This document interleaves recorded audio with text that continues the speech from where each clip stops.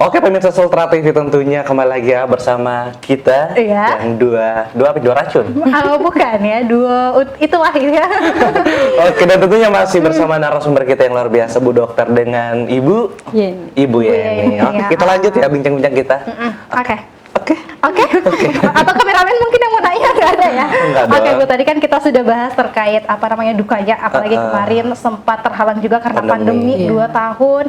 Nah, sekarang itu hal yang paling berkesan selama terjun ke dunia wirausaha ini, apalagi Bu Yeni sudah 10 tahun dan juga Bu Dokter ini baru mulai merintis ya di dunia wirausaha, gimana Bu yang paling berkesan? Yang paling berkesan ya tadi sebelumnya sudah saya jelaskan ya, seperti kita kan memiliki kurang lebih 13 karyawan. Jadi dari semua profesi, dari meskipun warna rambut sama tapi isi kepala beda-beda, isi otak beda-beda. Jadi bagaimana caranya kita menyatukan satu visi dan misi untuk membangun usaha ini supaya makin berkembang dan maju ke depannya, paling itu. Oke, kalau Ibu Dokter sendiri? Kalau Bu Dokter gimana? Kalau aku sendiri sih sama sih ya, itu kesannya ketemu teman baru, ketemu keluarga baru, yang tepatnya keluarga sih, sumpah. Klinik ini sangat berkeluarga banget, serius. Itu yang aku dapat dari sini ya. Kita seperti yang dijelaskan kayak ini, kita nggak ada yang kayak sekat-sekat gitu, nggak ada, tapi tetap ada namanya rasa hormat gitu aja, tapi tetap ada kekeluargaan seperti adik kakak gitu. Tapi gimana rasanya Bu Dokter akhirnya terjun ke dunia wirausaha? Gimana perasaannya? Perasaannya apa ya, kayak gini, kayak nggak nyangka gitu, oh bisa di sini gitu. Sangat apa ya, nggak nyangka aja sih bisa ada di sini Kak, untuk terjun di wirausaha ini. Dan itu aja sih sebenarnya, ada teman baru, ada keluarga baru, terus hal-hal banyak hal baru yang aku dapat. Iya, pengalaman baru yang aku dapat. Tapi sebelumnya akhirnya memutuskan untuk istilahnya nyaman di tempat ini lah ya. Apakah kemarin Bu Dokter juga sempat coba-coba di tempat lain atau gimana? Aku kemarin sempat ini sih kerjanya di UGD gitu, di UGD, terus terjun di sini tuh memang pasti sangat beda kan? Iya, alhamdulillah sama-sama nyaman lah pokoknya. Tapi nggak ada culture shock gitu nggak sih? Ada sih pasti. Yang satunya ya, satunya kelas estetik gitu, itu aja sih. Tapi nggak, alhamdulillah kita bisa, alhamdulillah aku bisa imbangin gitu, bisa mengikuti alur lah seperti itu ya. Oke. Mungkin Bu Dokter terlepas dari kerja di sini, apa mungkin punya pekerjaan lain selain ini, mungkin bisnis kecil-kecilan atau mungkin di dunia apa lagi? Kalau untuk sekarang nggak ada, fokusnya di dunia ini. Iya, kan seperti itu. Sebenarnya kalau untuk merintis usaha itu kita harus fokus. Betul, harus fokus pemirsa ya. Kamu kayak yang harus fokus semuanya. Oke, nah ini sudah luar biasa, apalagi kan tadi dikatakan bahwa sesama karyawan ini ada seperti keluarga yang saling melengkapi, saling memberi semangat. Saling bahu-membahu juga. Sebenarnya. Nah, lanjut lagi saya ke Bu Yeni. Nah, Bu, sebenarnya prinsip yang Ibu pegang itu dalam menjalankan dunia wirausaha itu sebenarnya apa Bu? Sampai sekarang tuh, padahal kemarin ada banyak sekali tantangan dari awal mulai dari nol, terus tiba-tiba corona lagi, mau lebaran lagi, tuh apa sebenarnya Bu? Sebenarnya satu prinsipnya itu fokus. Kalau nggak fokus pasti misalkan ada usaha baru mau dijajal juga, pasti gimana caranya mengembangkan satu usaha saja belum maju, belum sukses, kita mau pindah lagi usaha yang baru. Jadi intinya harus fokus. Fokus dan loyal ya. Iya.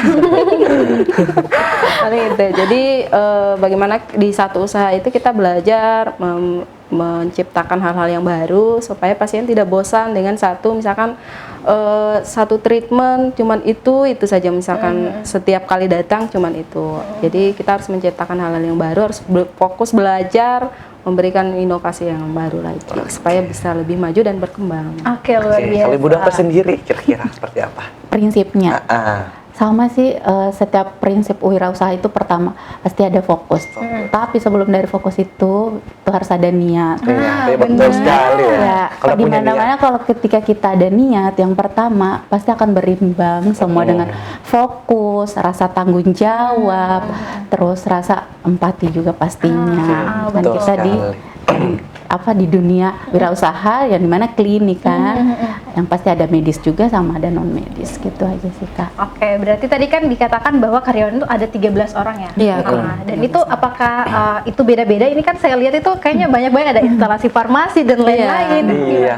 Jadi membangun sebuah klinik itu sekarang apalagi di bidang klinik Riana Pratama sekarang namanya. Jadi harus ada harus memenuhi syarat. Yang pertama itu dokternya minimal harus ada, kemudian ada instalasi farmasinya, kemudian di dalam juga harus ada perawat minimal dari dunia kesehatan.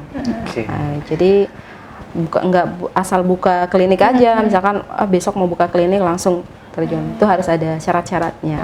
Harus ada backgroundnya di dunia kesehatan. Di dunia kesehatan. Oh, berarti semua karyawannya ini ada dari kesehatan semua gitu? Backgroundnya dari kesehatan semua. Cashless dibutuhkan sih Bu. Jangan mau. Untuk sekarang sebenarnya kita bukan hanya melayani pasien perempuan saja, tapi laki-laki juga ada. Mau ganteng pun juga bisa. Aduh, sorry sekarang ya. Oke, mungkin bisa langsung ganti baju aja Mas. Aduh, dokternya masih di sini loh. Ntar facial sendiri ya. Oke, nah setelah ini apakah ada target lagi ke depannya nih Bu? Kalau targetnya untuk jangka pendek, paling kita mau klinik ini mau dibangun lagi tahap 2. Ini kan baru tahap 1. Jadi yang dibilang mewah seperti ini, Sultan masih ada lagi. Masih ada lagi pembangunan. Itu di mana Bu? Mau dibangun? Di depan. Di depan. Oh, yang itu ya, yang ada ditutup-tutup yang biru-biru gitu. Oh, oke. Kayaknya makin besar ya. Amin, kita doakan luar biasa. Oke, kemudian lanjut dulu.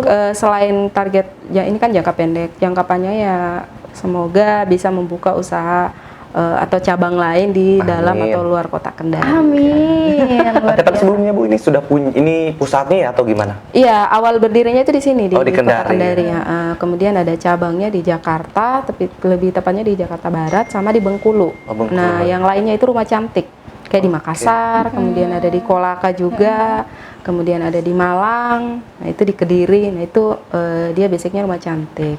Kalau cabangnya paling di Jakarta sama Bengkulu, itu sudah dalam bentuk klinik. Kalau yang lainnya itu masih rumah cantik. Masih rumah cantik. Oh, udah luas Kak ya?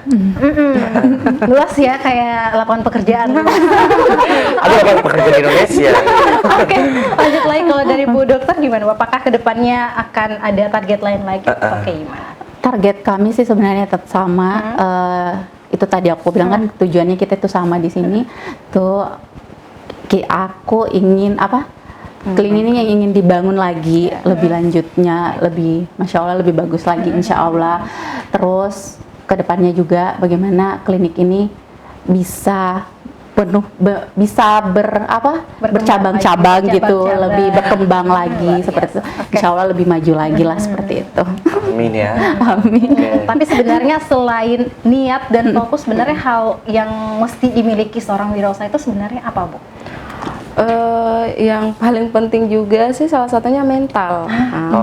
Jadi kan kadang-kadang buka usaha itu mentalnya harus kuat. Kadang-kadang kan tidak selamanya kita akan berada di atas terus. Kadang-kadang ada masa down-nya juga. Kayak misalkan kemarin pada saat masa pandemi, pasti kalau tidak memiliki mental yang kuat pasti akan udah tutup aja. Karena kan nggak bisa kalau kita tidak saling membantu, kayak tidak bisa saling bahu-membahu sama karyawan, pasti kita akan ya sudah tutup aja, nggak bisa gaji karyawan juga kayak misalkan gitu. Pokoknya mentalnya harus kuat karena punya usaha itu naik turun. Tidak selamanya kita ada di atas. Berarti apakah itu diterapkan juga sama ke-13 karyawannya itu atau gimana? Jadi sebenarnya kalau setiap minggu atau setiap bulan kita mengadakan briefing dulu. Misalkan kita mengevaluasi apa yang kurang. Jadi tetap di edukasi juga semua karyawan bahwa memiliki usaha itu harus fokus, kemudian mental harus kuat. Yang kadang-kadang kan pasien ada yang sabaran, ada yang tidak sabar. Nah kalau mentalnya nggak kuat, kadang-kadang pasien datang marah-marah. Nah kita harus ya namanya harus transfer kepercayaan. Jangan sampai kita suntik kepalanya. Salah suntik. Oke. Nah kemarin apakah ada juga dari karyawan misalnya kayak mentalnya tuh sebenarnya masih belum kuat istilahnya, baru dengar misalnya kayak ada pasien yang ngamuk pengennya instan, itu ada nggak karyawannya? Ya namanya baru, apalagi kalau karyawan baru kan tetap kita wawancara awalnya, kita sampaikan apa-apa yang harus diperhatikan atau yang harus disampaikan ke pasien. Kalau misalkan pasiennya tiba-tiba datang komplain, kadang-kadang ya marah juga, ya harus layani aja, karena tidak semua kan orang mengerti bahwa estetik itu atau kecantikan itu tidak ada yang instan. Iya, betul sekali. Luar Intinya biasa. mental ya. Iya, mentalnya tuh harus kuat. Iya, betul sekali. Oke pemirsa, kita akan kembali setelah yang satu ini tetap di Inspirasi kita.